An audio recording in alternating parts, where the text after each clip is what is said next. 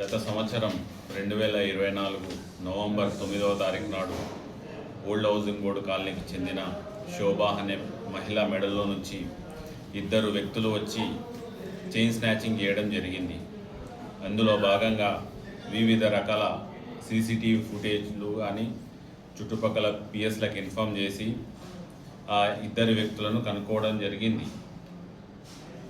నిన్న అందాజ 6 గంటలకు గద్వాల ప్రాంతానికి ఆ ఇద్దరు వ్యక్తులు ఎవరైతే ఆ రోజు చేసిన చైన్ స్నాచింగ్ చేసిన ఇద్దరు వ్యక్తులు గద్వాల ప్రాంతంలో తిరుగుతుండగా నల్లకుంట వద్ద ఆ ఇద్దరు వ్యక్తులు పట్టుబట్టడం జరిగింది. దాంట్లో షాహిద్ వాలి అనే వ్యక్తి మద్దికేర, అనంతపూర్ డిస్టిక్ మద్దికేర గ్రామానికి చెందిన వ్యక్తి.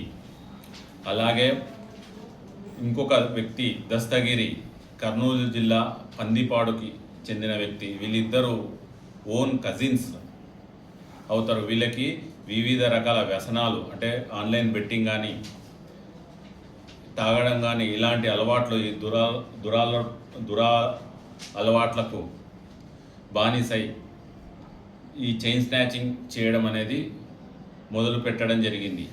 వీళ్ళపై గతంలో నార్సింగి, నంద్యాల టౌన్, ఆత్మకూరు, వెల్దుర్తి, శాంతినగర్, గద్వాల్ టౌన్లో కేసులు నమోదు చేయడం జరిగింది.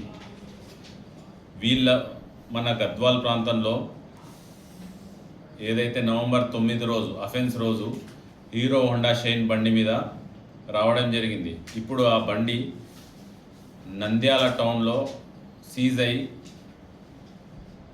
ఉంది. వీళ్ళని ఇప్పుడు మెజిస్ట్రేట్ ముందు ప్రొడ్యూస్ చేసి రిమాండ్ చేయడం జరుగుతుంది.